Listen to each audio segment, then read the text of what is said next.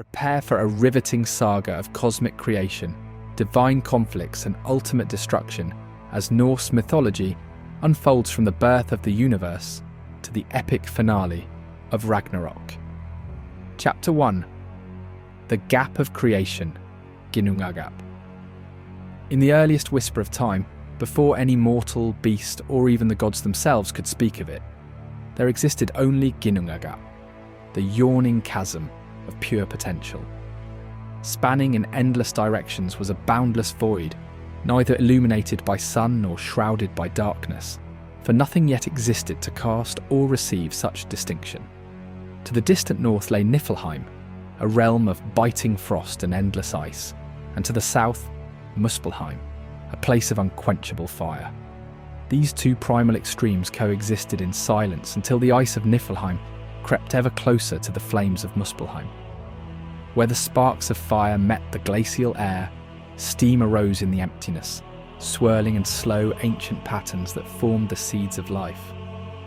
From this union of fire and ice came a gigantic being, Ymir, often called Ymir by the frost giants. The very presence of Ymir was vast, a body that represented raw possibility. As he slept, a sweat broke out upon his flesh, giving birth to an entire race of giants. Some sprang from his armpits, male and female twins who would go on to propagate their own lineages of colossal beings. Others, it's said, came from the crooks of his elbows, as if Ymir's very body was an entire world teeming with strange, embryonic life. But Ymir was not alone for long in that primordial expanse. Rising from the ice of Niflheim, shaped not by chance but by the fundamental needs of creation, came Humla, the cosmic cow. She was as large as a mountain, and from her udder flowed 4 rivers of milk.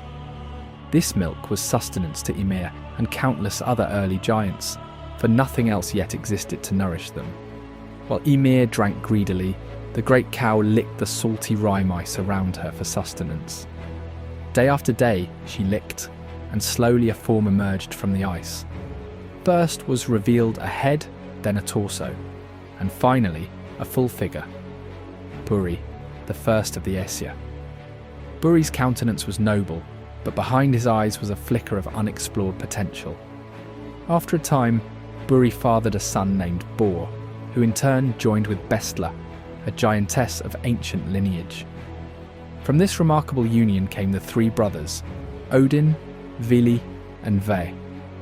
These 3 possessed not just physical power, but also the glimmer of self-awareness that would distinguish them from the frost giants.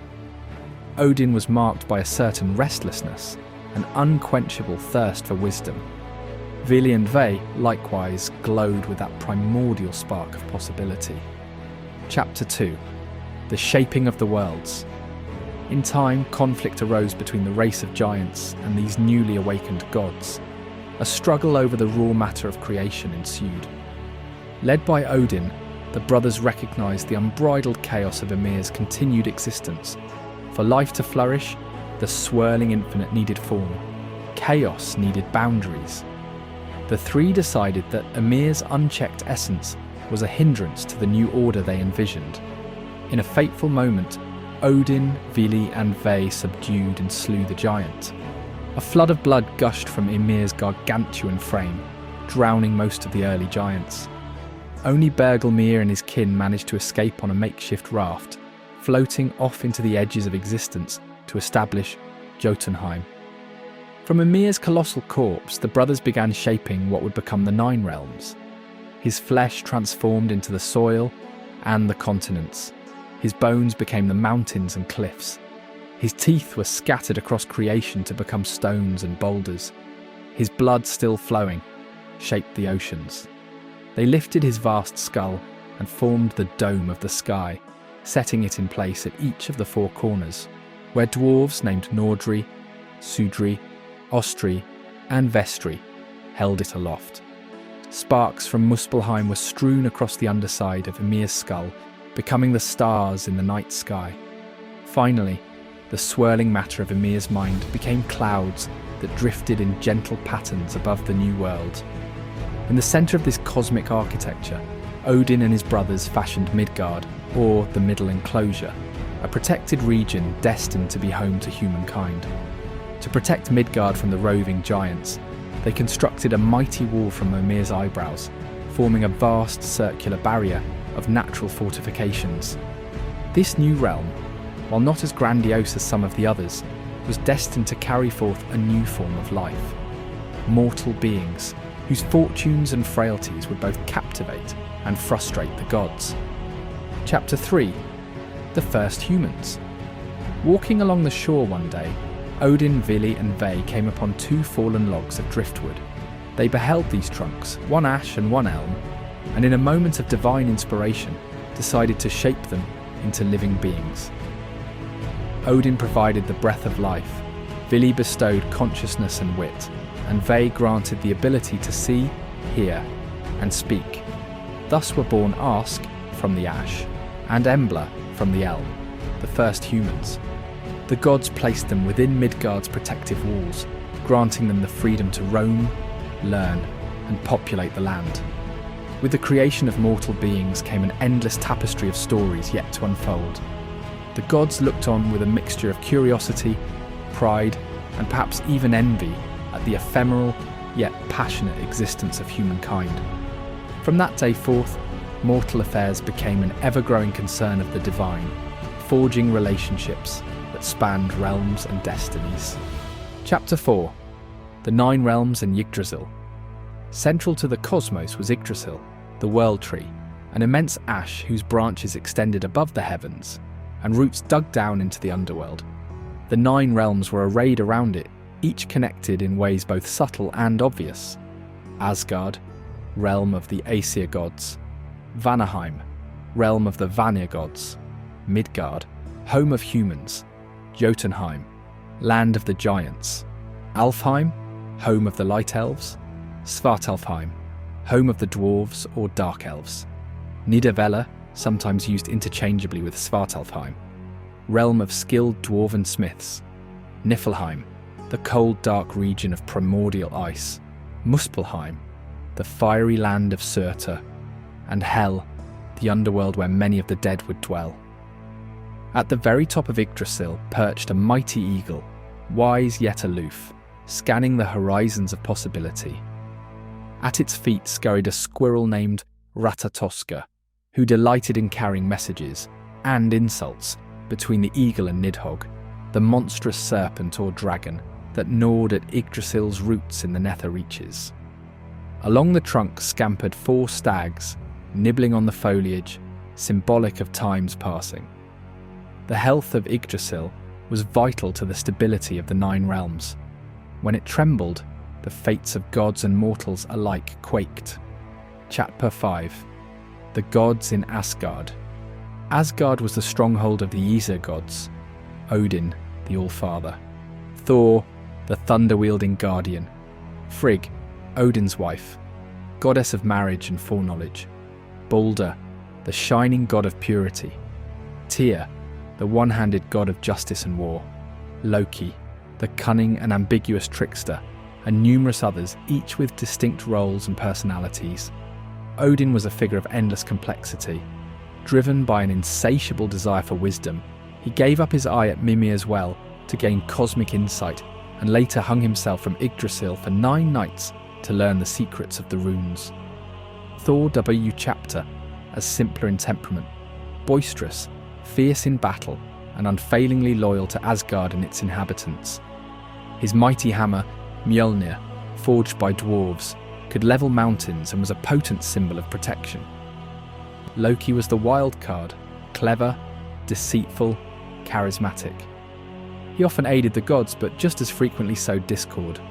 Though he lived among the Aesir, his heritage was Jotun, giant, and his mind wandered incessantly between loyalty and personal gain. His shape-shifting abilities allowed him to take on various forms: horse, hawk, fly, salmon, and often led him into comedic or catastrophic adventures. Frigg, Odin's queen, was known for her powers of prophecy, which he seldom revealed. Balder, their son, was beloved for his gentleness and fairness.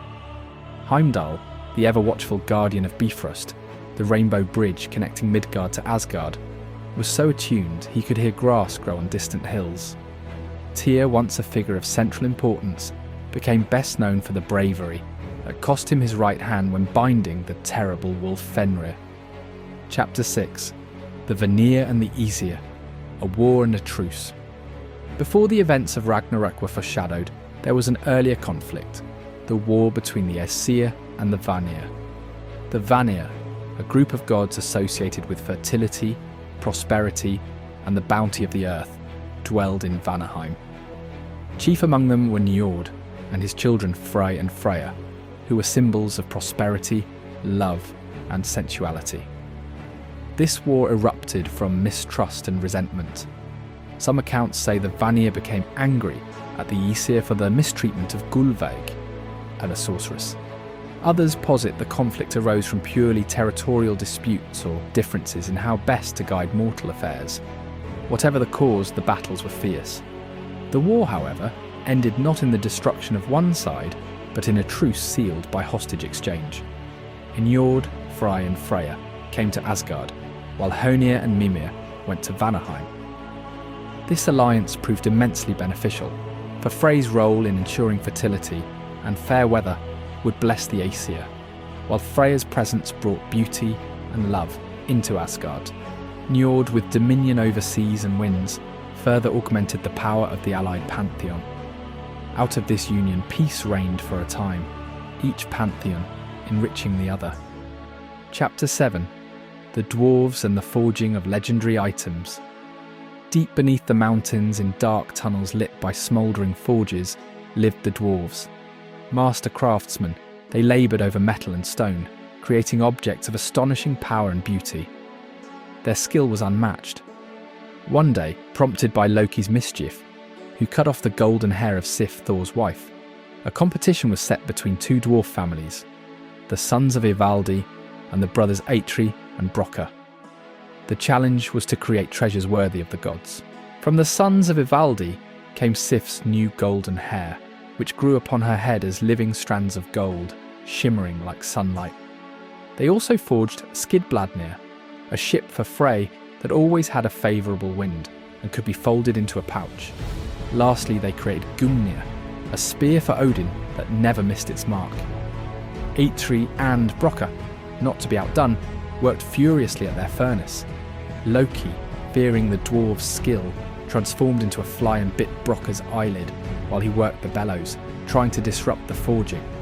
Despite the pain and the blood clouding his vision, Brokkr persevered, producing 3 gifts: Gullinbursti, a living boar with golden bristles that shone in the dark and could run over water and air alike; Draupnir, a golden ring for Odin that would spawn 8 new rings of equal beauty every 9 nights; and Mjölnir, the hammer destined for Thor, a weapon so powerful that it could crush mountains, returning to Thor's hand after being thrown. In the contest of craftsmanship, Eitri and Brokkr arguably triumphed, but all the treasures were accepted into the pantheon of divine artifacts that shaped the fate of the gods. Loki, as usual, barely escaped dire consequences for his meddling, but the dwarves gained immense prestige, ensuring they would always be remembered for their masterful creations. Chapter 8. The Building of Asgard's Wall. After the war with the Vanir, Asgard needed better defences. One day, a mysterious stonemason arrived, offering to rebuild the walls of Asgard to be taller and stronger than ever, so strong that no giant could breach them. In return, he demanded the hand of Freya in marriage, along with the sun and moon. The gods thought the price too high, but Loki suggested a cunning plan. They would accept, but only if the mason could complete the work in a single winter without any human help. If he failed, he would receive nothing. Confident in his own skills, the stonemason demanded only that he be allowed to use his stallion, Svadilfari. The Aesir agreed, convinced no mere mason could accomplish so great a task in so little time. To their amazement, the stonemason and his powerful horse made astonishing progress by night and day, hoisting massive stones with ease. As the deadline approached, it seemed that the mason might actually finish on time. The gods panicked, especially Loki, who had been the one to propose the terms. To sabotage the mason, Loki transformed himself into a mare and lured Svadilfari away into the forest, causing a critical delay. With his horse gone, the mason failed to meet the deadline. In rage, he revealed himself to be a giant. Thor swiftly put an end to his rampage. Loki, meanwhile, returned sometime later, giving birth, in mare form, to an 8-legged foal named Sleipnir, who he gifted to Odin. Sleipnir would become the finest steed in all the realms, able to gallop across sea and sky, into the land of the dead, and wherever else Odin wished to venture. Thus did Asgard's walls stand strong, and the realm gained another remarkable creature, though the circumstances of Sleipnir's birth became a subject of both astonishment and amusement among the gods. Chapter 9. Thor's Journeys and Misadventures. The Visit to Utgard-Loki. One of Thor's most famous adventures was his journey with Loki to Jotunheim, during which they came upon the fortress of Utgard-Loki. The giant, slyer than most, challenged Thor and his companions to a series of seemingly impossible feats. Loki was first tested in an eating contest.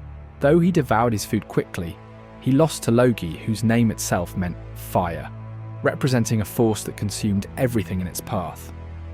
Next came a challenge for a young servant boy travelling with Thor. He had to race a challenger named Hugi, which meant thought. Unsurprisingly, Thor moved faster than any mortal boy, and the boy lost. Thor faced 3 trials. First, he had to empty a giant horn in a single draught. He drank deeply, but could not finish it. In truth, the horn was connected to the sea, making it impossible to drain fully. Second, Thor was challenged to lift a cat off the ground. No matter how he strained, he could only manage to raise one of the cat's paws. Later, the giant revealed the cat was actually the Midgard serpent, Jormungandr, whose coils encircled the entire world. Finally, Thor attempted to wrestle an old crone, who bested him. She was in fact old age itself, a force no being could overcome. When Utgard-Loki revealed the illusions, he admitted his fear that Thor's might would one day destroy the giants. Thor, furious, swung his hammer at the giant, but Utgard-Loki vanished, fortress and all. This episode stands out as one of the comedic, humbling experiences for Thor, reminding him that even his prodigious strength had limits when faced with cunning magic. Thor and the wedding dress. In another outrageous tale, Thor woke one morning to find Mjölnir missing. Immediately, he suspected trickery. Loki discovered that a giant named Thrym had stolen the hammer and hidden it 8 leagues deep in the earth. Thrym demanded Freya's hand in marriage, in exchange for the hammer's return. Freya, upon hearing this, grew furious and flatly refused. Loki, never short on cunning, devised a plan. Thor would disguise himself as Freya in full bridal regalia and travel to Jotunheim to wed Thrym. Though Thor was appalled at the idea, he had no choice. Draped in a wedding gown and veil, Thor attempted to mask his robust form, while Loki, disguised as a bridesmaid, accompanied him. They arrived at Thrym's hall, where the giants were eager to see their supposed bride. Thor nearly gave himself away with his ravenous appetite, consuming entire roasting oxen and barrels of mead. Loki covered for him, claiming the bride was so anxious about the wedding that she hadn't eaten in days. Thrym, pleased, brought out Mjölnir to place on the bride's lap as part of the wedding ceremony. The moment Thor felt the hammer, he cast off his disguise and unleashed his wrath, slaying Thrym and countless giants. The comedic ruse ended in typical Thor fashion. With thunderous violence, Thor goes fishing for Jormungandr. One day, Thor visited the giant Ymir, who was not exactly overjoyed to host the thunder god. Eager to test his might, Thor proposed they go fishing. Ymir refused to provide bait, so Thor simply tore the head off one of Hymir's colossal oxen. The two rowed out to sea, eventually reaching the swirling waters where Jormungandr lurked. As Thor heaved on the line, Jormungandr rose, venom spewing from its maw, the sea boiling around it. Thunder rolled in the heavens, and Thor prepared to land a lethal blow with Mjölnir. Fearing the cataclysm that might ensue, Ymir panicked and cut the fishing line, sending the serpent plunging back into the depths. The two parted that day, leaving a rivalry that would only end at Ragnarok. Chapter 10. Loki's pranks and punishments. The abduction of Idun. Idun, the keeper of golden apples, was beloved among the gods. Her apples granted the Aesir the gift of renewed youth. But one day Loki, coerced by the giant Thiazi, lured Idun outside the walls of Asgard, telling her he had found apples even more wondrous than her own. Curious, Idun followed, only to be snatched by the giant, who carried her away as an eagle. Almost immediately, the gods felt their vigour waning. Hair turned grey, skin wrinkled, and eyes grew dim. Suspecting Loki's involvement, they cornered him, and he confessed. Under threat of dire punishment, Loki borrowed Freya's falcon cloak, flew to Jotunheim, and transformed Idun into a nut so he could fly back with her in his talons. Thiazi, furious, gave chase in eagle form, but once they neared Asgard, the gods kindled a great bonfire at the walls. The flames singed the eagle's wings, and Thiazi crashed, only to be slain on the spot. With Idun and her apples back, the gods reclaimed their youth and demanded Loki make amends. Loki's bet with dwarves. A lesser-known but equally entertaining fiasco occurred when Loki boasted about his wit and cunning to a group of dwarves. To prove his skill, he wagered his own head that they couldn't craft items more splendid than those already made. Naturally, they succeeded, forging wonders that rivaled or surpassed the famed treasures of old. When the dwarves came to collect Loki's head, he argued they could take only the head, not the neck. This technicality sparked a fierce debate, culminating in the dwarves sewing Loki's mouth shut to keep him from weaseling out of the bet entirely. Once freed, Loki plotted further pranks, but for a time the silent trickster had to stew in his own cunning. The Mead of Poetry. Another famous tale features Loki, Odin, and the Mead of Poetry. When the Aesir and Vanir ended their war, they sealed peace by spitting into a vat, creating a being named Kvasir, the wisest of all. Mortals were in awe of Kvasir, until two dwarves, Fjalar and Galar, murdered him, distilling his blood into mead that granted anyone who drank it the gift of poetry. After various intrigues, the mead fell into the possession of the giant Suttung, who kept it guarded by his daughter Gunnlod. Odin, wishing to reclaim the mead for the gods, and arguably for humanity's benefit, devised a plan. Disguised as a wanderer named Bolverk, he worked for Suttung's brother, Baugi, then tricked him into drilling a hole into the mountain where the mead was kept. Transforming into a snake, Odin slithered in and convinced Gunnlod to let him taste the mead in exchange for 3 nights of companionship. Each night, Odin charmed Gunnlod, eventually draining all 3 vats in a single gulp. Turning into an eagle, Odin escaped, pursued by an enraged Suttung in eagle form. Upon nearing Asgard, Odin spat some of the mead into vessels prepared by the gods, though a few drops fell to Midgard, becoming what is known as the poet's share, accessible to mortal poets. Thus was poetry gifted, and sometimes cursed, to both gods and humans, thanks to Odin's cunning and a bit of trickery reminiscent of Loki's own style. Chapter 11. The tragic death of Balder. Balder, often described as the most beloved of the gods, was plagued by nightmares of his own death. Concerned for her son's safety, Frigg exacted oaths from every entity in the cosmos: fire, water, metal, stone, beasts, birds, serpents, that they would never harm Balder. Soon it became a sport among the gods to hurl objects at Balder, watching them bounce harmlessly away. Yet Loki discovered Frigg had overlooked one seemingly insignificant plant, the mistletoe, deemed too young and weak to be a threat. Loki crafted a dart from its wood and approached the blind god Hoder, Balder's brother, who stood aside while the others enjoyed their game. Loki offered to guide Hoder's hand, and the dart of mistletoe flew directly into Balder, piercing him fatally. Balder's death cast a pall over Asgard. Even the earth and sky wept. Frigg begged someone to ride to Hel and negotiate Balder's return. Hermod, another son of Odin, took up the task, travelling the perilous road into the underworld. There, Hel agreed to release Balder if ever being in the cosmos wept for him, and indeed everything did, except a giantess named Thok, who was Loki in disguise. Thus, Balder's fate was sealed. This event was seen as the beginning of the unravelling that would culminate in Ragnarok. Chapter 12. The Binding of Fenrir. Loki's monstrous children with the giantess Angerboda were Jormungandr, Fenrir and Hel. The gods recognised them as harbingers of chaos. Jormungandr was cast into the sea, and Hel was sent to rule the underworld. Fenrir, however, grew in Asgard under the wary eyes of the gods. As he matured, his strength became alarming.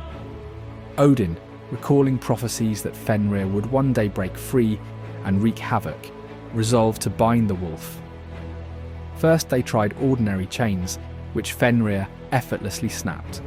Next, they commissioned dwarven smiths to craft Gleipnir, a ribbon-like binding forged from 6 impossible ingredients: the sound of a cat's footfall, the beard of a woman, the roots of a mountain, the sinews of a bear, the breath of a fish, and the spittle of a bird.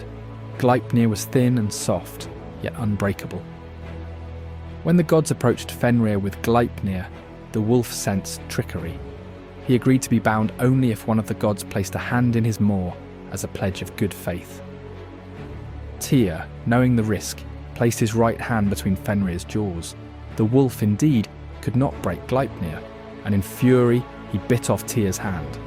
Bound, Fenrir remained chained until Ragnarok, ever a symbol of the doom awaiting even the greatest gods. Chapter 13. Hel and the Underworld. Hel, the daughter of Loki and Angerboda, was exiled by Odin to the underworld, which came to bear her name.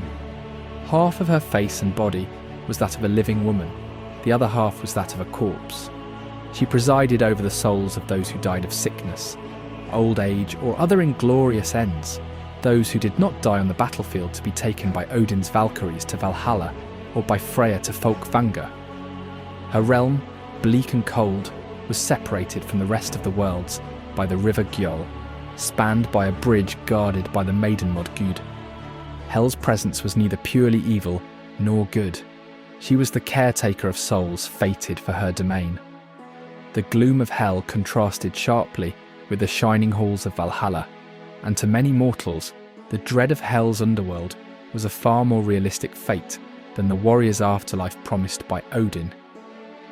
Chapter 14. Funny and curious events among the gods. Between battles, binding monsters, and epic journeys, the gods also engaged in more light-hearted, or at least odd affairs. Loki's shape-shifting antics. Loki's ability to transform often got him into complicated scenarios. On one occasion, he turned himself into a female horse to distract Svadilfari, the stallion of the giant builder. Though the plan succeeded, Loki ended up impregnated and later gave birth to Sleipnir, Odin's 8-legged steed. This bizarre event was a favourite gossip topic among the gods for ages, with Thor doubling over in laughter each time it was mentioned, while Odin smirked, quietly aware that he now possessed the finest mount in existence, the flighting of Loki. During a feast in Aegir's hall, Loki engaged in a verbal duel, flighting with the gods, hurling insults at each in turn. He accused Frigg of infidelity, taunted Freya's promiscuity, and questioned the courage of the others. Most of these jibes were exaggerations, but some carried dangerous kernels of truth. Thor eventually threatened Loki into silence, brandishing Mjölnir. While humorous for onlookers who enjoyed a bit of gossip, the tension revealed just how fractured Loki's relationship with the pantheon had become. The Skaldic mead overflow. On a quieter day, the gods decided to brew a celebratory batch of mead in honour of Balder's upcoming festival. Loki, bored, secretly added far too much honey to the vat. The resulting fermentation was so aggressive that foam spilled out of the container and began running down the halls of Asgard. Even Odin, wise as he was, found himself slipping on sticky mead. The fiasco ended with a tipsy confrontation among the younger gods, culminating in a minor brawl that left them all giggling. Such was the mixture of revelry, and tension that characterized divine life. Chapter 15. Ragnarok, the final battle. As the ages passed, signs and portents of the end began to multiply. Baldur's death was the first major sign. Fimbulwinter, a harsh 3-year-long winter, descended upon Midgard, sowing chaos and despair. The bonds of kinship frayed as men fought men, ignoring the duties once cherished. Wolves swallowed the sun and moon, plunging the worlds into darkness. Fenrir broke loose from his chains. Jormungandr reared up from the sea, flooding Midgard with venomous tides, and Loki emerged from his bindings on a ship called Naglfar, constructed from the untrimmed nails of the dead.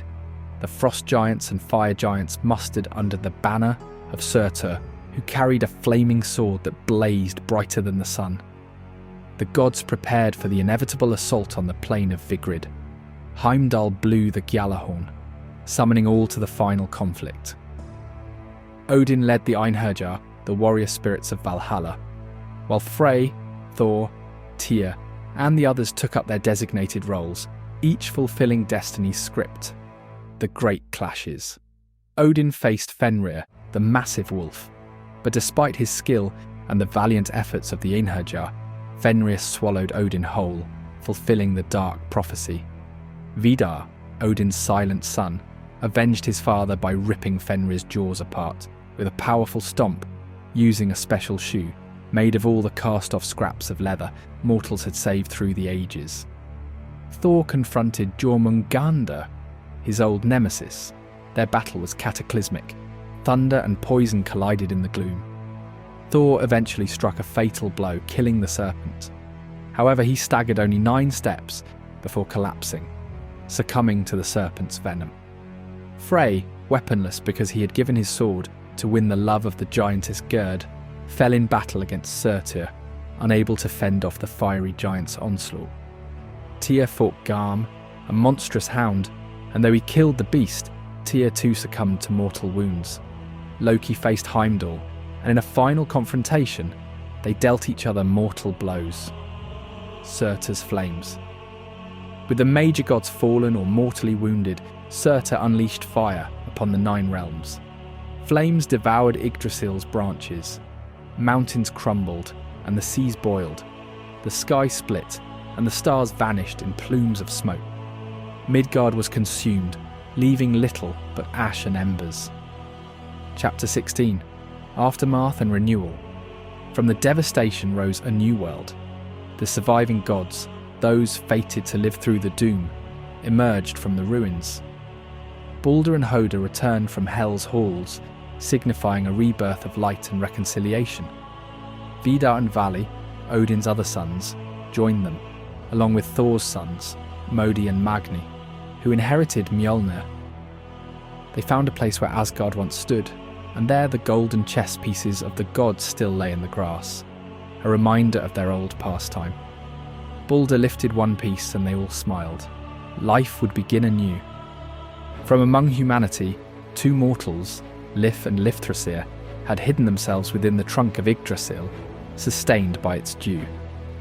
They emerged into the new dawn, becoming the progenitors of a reborn human race. The sun's daughter took the place of her devoured mother, once more lighting the sky. Though much was lost in Ragnarok, this cyclical turning emphasized the enduring nature of existence, that from cataclysm springs rebirth, and from destruction emerges hope. Chapter 17. The many tales left unspoken. Even with the major arcs told, the forging of the cosmos, the comedic exploits of Thor and Loki, the war with the Vanir, the forging of divine relics, the tragedies of Balder, the final doom, Norse mythology brims with countless other stories that speak to the values and humour of an ancient people. The courtship of Gerd and Frey. Frey, seeing the giantess Gerd from Odin's high seat, fell instantly in love. Stricken by her beauty, he pined until his servant Skirnir offered to woo her on his behalf. Frey even gave Skirnir his legendary sword to secure the deal. Gerd eventually accepted, but at great cost to Frey, who later found himself swordless during Ragnarok. The comedic element is that Skirnir used both bribes and curses in his courtship, highlighting how the gods sometimes operated with a mix of gallantry and intimidation. Skardi's marriage choice. The giantess Skardi arrived at Asgard seeking compensation for her father Thiazi's death. As part of her terms, she demanded a husband from among the gods. They allowed her to choose, but only by looking at their feet. She believed she recognised Balder by his clean, attractive feet, but it was actually Njord. Their union was short-lived, as Njord yearned for the sea, while Skardi longed for the snowy mountains. Kvasir's endless wisdom.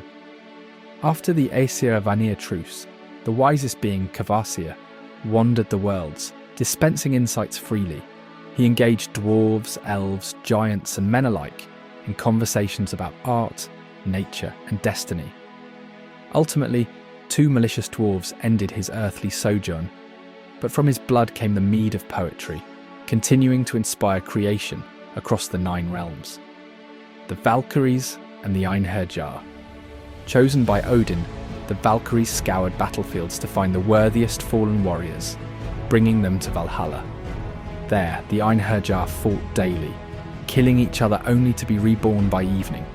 They feasted on the undying boar Hrimnir and drank mead poured by the Valkyries, who also acted as Odin's messengers. This cycle of constant battle and rejuvenation was not just for sport, it was preparation for Ragnarok. Hoder's blindness and unseen courage. Though overshadowed by the tragedy of killing Balder, Hoder was once considered a brave and noble figure. Blindness did not hamper his spirit.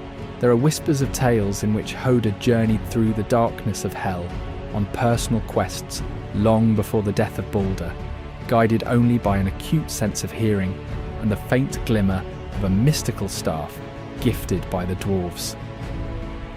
Chapter 18. The Legacy of Norse Myth. The stories of Norse mythology have enthralled poets, historians and casual listeners for centuries. They capture a vibrant tapestry of cosmic scale, yet they resonate with intensely personal themes: love, betrayal, friendship, laughter, death and renewal. The gods are not distant or aloof. They squabble, feast and err. They face destiny with both valour and trepidation, and they sometimes resort to cunning as easily as mortals might.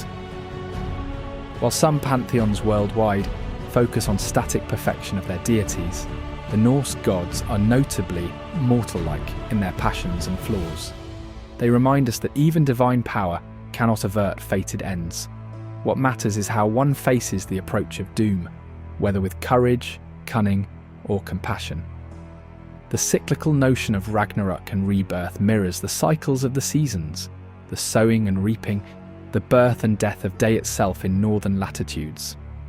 Over time, these myths were written down in the poetic Edda, the prose Edda, and scattered sagas, often influenced by Christian scribes who attempted to preserve them in new frameworks. Yet the beating heart of these tales remains the same, an unapologetic embrace of life's harsh and humorous twists, culminating in a grand cosmic reset, followed by hope. Norse mythology continues to inspire modern literature, art and popular culture, movies, novels, video games, reminding us that stories so ancient can still speak to the deepest yearnings and foibles of the human soul. They celebrate bravery, mock arrogance, and highlight the tension between free will and fate. In a sense, the entire arc, from creation to destruction and rebirth, is a reflection of how the Norse people understood the world: cyclical, unpredictable, and worthy of both hearty laughter and solemn respect. Chapter 19. Conclusion. Echoes of the Skalds. In retelling these stories, dwelling on the comedic follies of Thor trying to hide a fierce scowl beneath a bridal veil, or Loki's antics that veer between harmless mischief and calamitous betrayal, we can appreciate the cultural tapestry they wove for the Vikings and other Germanic peoples.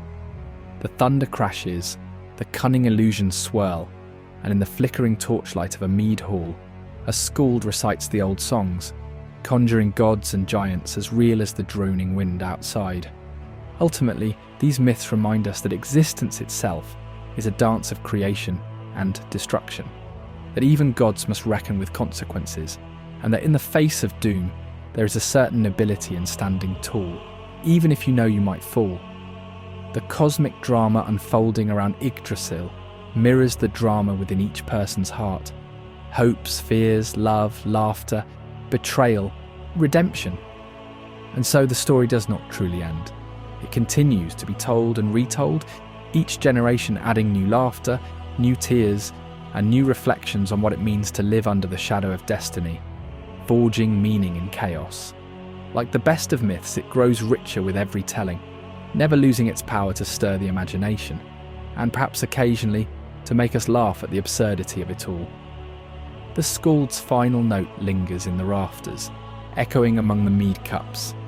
We too are part of this grand cycle, and the old gods grin or groan in the corners of our minds, welcoming us into their epic, unending feast. Marvel nailed it by capturing the grandeur and personalities of Norse gods like Thor and Loki, while weaving Asgard into an epic realm of adventures and conflicts.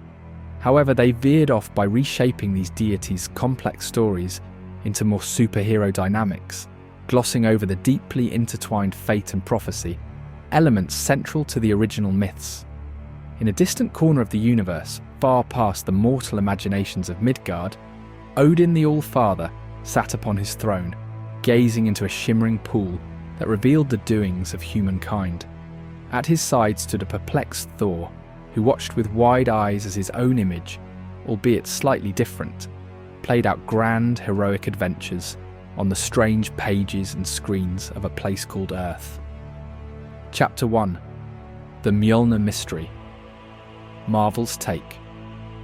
Mjölnir is a magical hammer that only the worthy can lift. Thor wields it to summon lightning and fly through the skies. Its enchantment was placed there by Odin after a rash display of arrogance from Thor, and only those who prove their valour can so much as budge it. Mythological roots. In traditional Norse stories, Mjölnir is indeed Thor's most potent weapon, forged by dwarves in a contest spurred on by Loki's mischief. It's famously short-handled due to Loki sabotaging the forging process, but the part about worthiness is more of a Marvel invention. In the myths, if Thor wanted you to pick up the hammer, you probably could, but stepping away from Thor with his hammer was never advisable unless you enjoyed being an enemy of the Thunder God. The real worthiness test just didn't exist, though Thor had a powerful belt, Mjölnir, that amplified his strength, making the hammer more manageable for him. Chapter 2. Loki, the mischievous brother? Marvel's take. Loki is Thor's adopted brother, also raised by Odin. He's a cunning sorcerer prone to illusions, shape-shifting, and meddling, usually seeking the throne of Asgard. His lineage is made somewhat murky, but the main point is that Loki's paternal ties are overshadowed by his bond or conflict with Thor. Mythological roots. In the actual Norse tales, Loki is not Thor's brother. He is usually considered a blood brother of Odin, in some sources, a more complicated relationship that makes them near equals, though not necessarily in power. Loki is half giant, Jotun, and does indeed reside in Asgard for a time, but his motives go far beyond sibling rivalry. Still, the Marvel version gets right that Loki is a shapeshifter, cunning beyond measure, and often the catalyst for the god's greatest triumphs and woes. Chapter 3. Asgard and its people. Marvel's take. A glittering futuristic city perched in space, Asgard is an advanced civilization that sometimes blurs the line between magic and science. Odin rules until Thor eventually steps forward as a rightful heir, with Heimdall standing guard at the Rainbow Bridge. Bifrost. Mythological roots. The original Norse conception of Asgard is more akin to a grand fortress in the sky, or a separate realm sitting within the cosmic structure of Yggdrasil, connected to Midgard by Bifrost. Heimdall is indeed its vigilant sentinel, able to hear grass grow on distant worlds. Marvel's visual flair is unique and undeniably impressive, but it doesn't truly mirror the rustic, sometimes harsh reality of the myths. The real Asgard, for instance, doesn't rely on cosmic technology to harness the Bifrost. Chapter 4. The Personalities of the Gods. Marvel's take.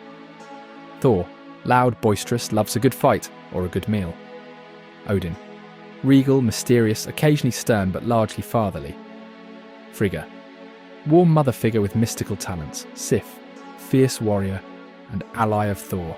Hela, Marvel's version of Hel, vengeful sister of Thor and Loki, bent on conquest. Mythological roots. Thor is indeed loud, boisterous, and always ready for a brawl. Marvel captures that essence rather well, though the real Thor is even more rough-edged, a bit less refined. Odin is not just stern, but dangerously obsessed with knowledge, going to great extremes, like sacrificing his eye to gain wisdom. Marvel does hint at this, but the original Odin can be a more frightening figure, capable of trickery as dark as Loki's.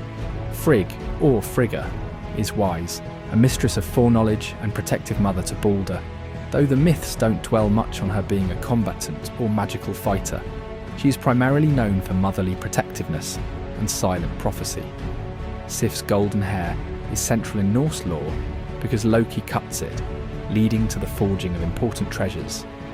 Marvel's version shows her as a warrior, which aligns with the notion that she's strong, but the original myths focus more on her radiant hair and her role as Thor's wife, not just a trusted friend. Hela is indeed a child of Loki in the myths, alongside the wolf Fenrir and the serpent Jormungandr, and she oversees the underworld, Hel. Marvel's reimagining merges Hel and Hel's ruler into one. She becomes a banished daughter of Odin. That's a significant departure, but does preserve the theme. She's intimately tied to death. Chapter 5. The Sprawling Saga. Marvel's cinematic and comic universe draws heavily on the idea of Ragnarok, the cataclysmic showdown among gods. They also play with the theme that Asgard is not just a place, but a people. While the original myths do speak of Asgard as a fortress realm, the stories revolve more intimately around the actual pantheon and their fates tied to Ragnarok. Marvel's twist on the apocalypse merges comedic elements with the core notion that everything ends in a fiery, transformative collapse. Chapter 6. Final Thoughts. Ultimately, Marvel captures the spirit of certain characters. Thor as a mighty protector, Loki as the cunning wildcard, and Odin as the patriarch wrestling with fate. That said, much is simplified, dramatised, or outright changed for modern storytelling, especially regarding family ties and moral alignments. The overall effect is a vivid homage rather than a faithful retelling.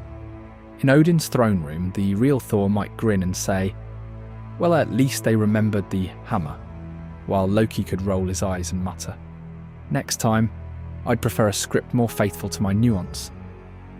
Meanwhile, Odin would simply tap his staff, letting the cosmic reflection fade, content that mortals on Earth still speak their names.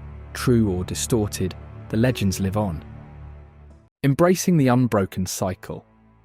The saga of Norse mythology, beginning in the emptiness of Ginnungagap, coursing through the dramatic clashes of gods and giants, and culminating in the fiery doom of Ragnarok, echoes a profound truth.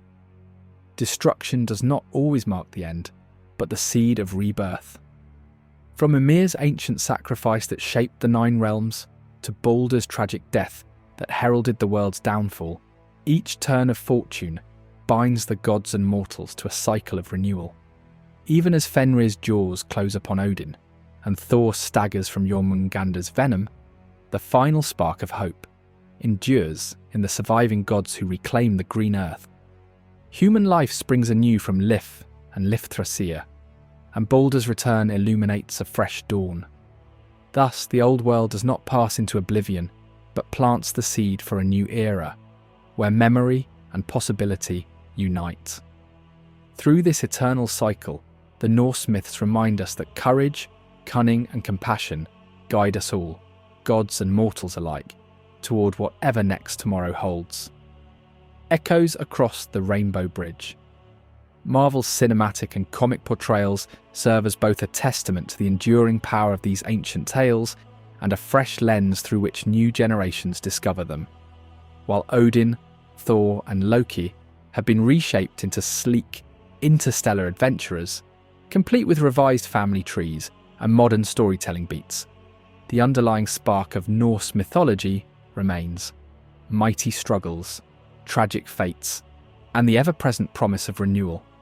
Though the Marvel adaptations often streamline or even invert beloved myths, they still shine a spotlight on the same enduring themes: a thunder god's bravery, a trickster's complexity, and a cosmos fated to renew itself after the fires of apocalyptic change. Whether in a Viking mead hall or a modern movie theatre, these gods survive in the imaginations of those who retell their stories. For dedicated enthusiasts who long for the raw, poetic depth of the original Eddas, the door stands open, yet even those who arrive by way of Marvel's glittering Asgard carry forward the names and spirits of these mighty deities, ensuring their legends will not soon fade. Whispers from the old world. In these tales we find the pulse of the cosmos, a rhythmic chorus of beginnings and ends, a dance of life that envelops us in its boundless embrace. Here, no night remains eternal, no winter without Thor. Even as humanity strides into unknown realms, we carry echoes from the mead-soaked halls of Asgard, tales that beckon us to remember that hands may shape destiny as surely as threads spun by the Norns.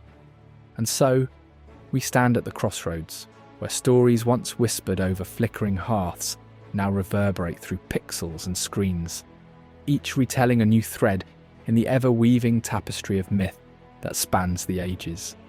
In this space, old gods find new guardians, and with each retelling, the saga of life and death, struggle and triumph, continues to unfold.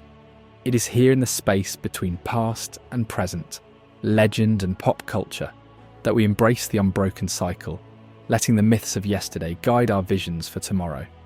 Guardians of myth's flame. Yet beyond bright screens and epic battles lies the true heart of these tales, nourishment for the human spirit. We journey with warrior gods and sly tricksters not merely to escape reality, but to understand it more deeply, echoing life's own call for bravery and wisdom in the face of the unknown. Here, the gods' struggles against chaos remind us that our joys and sorrows, like theirs, shape the cosmic dance of existence. Thus, with each viewing, each page turned and each story shared, we become keepers of a flame that refuses to dim. These ancient insights beckon us backward to look forward, revealing timeless truths about love and loss, power and humility. We take from them what humanity has always sought, the belief that after the storm the earth and our hearts will be renewed. It is a promise as old as ice and fire, and as intimate as our shared breath. In a world always moving, always changing, the tales of Asgard and beyond offer us a pause. They remind us that legends are born not just in Valhalla's halls, but whenever we dare to tell stories that affirm life amid the shadows. So whether you feel the thunder of Mjölnir from afar, or join the dance of the nebulae with Heimdall, remember that the cycle endures. And as we embrace it, we too become part of this eternal symphony, sharing in the whispered songs of yesterday and the hopeful echoes of tomorrow. In this moment of reflection, let us traverse the unfurling paths of mythology, where time breathes and eternity pulsates with every word and gesture. As the crescendo of tales old and new reverberates through our shared journey, we stand united in the dance of creation, the cycle that knows no end. For within these stories lies an invitation, a beckoning to weave our own narrative threads into the grand tapestry of existence. It reminds us that like Odin's quest for wisdom, or Freya's pursuit of beauty, our lives too are quests. Each choice a rune, etched in time, each moment a ripple in the vast ocean of forever. As we navigate our modern realms, we carry with us the wisdom of those who have walked before. Their echoes encourage us to listen closely, to see the beauty in both the blossom and the decay, and to seek light even in the corners where shadows fall. And so, as the wheel turns once more, know that you are part of something grand, a living myth riding the winds of destiny. With each heartbeat, each breath you take, and each whisper shared under the starlit sky, remember, the cycle is eternal, and it carries us all. As we delve further into the heart of mythology's tapestry, we find ourselves standing alongside the heroes and heroines of legend, each step resonating with the drumbeats of forgotten eras. Their tales fold into our own, guiding us with whispers of courage and ancient wisdom, a lifeline from realms past. Imagine the thrill, dancing amidst cosmic battles with Skardi's whisper on the wind, or feeling the downdrop of rain that might have once touched Frey's brow. Each myth a mirror, each story a bridge over life's turbulent waters, reminding us that even the gods wrestled with destiny. When we return to our own journeys, we wield not only the lessons of Valhalla, but the grace of acknowledging every victory, every fall. Our struggles parallel those long told, echoing the resilience of a world constantly reborn, where each dawn brings the promise of new beginnings. As the Norse stars fade into daylight, their legends remain alive in every choice we make. Our ventures, be they humble or grand, keep the tales of gods and giants ablaze, and the cycle vibrant with life once more. So step into the saga, let its melody guide you, for in this symphony of old and new, eternity waits and myth's flame eagerly awaits our continued dance between the threads of fate.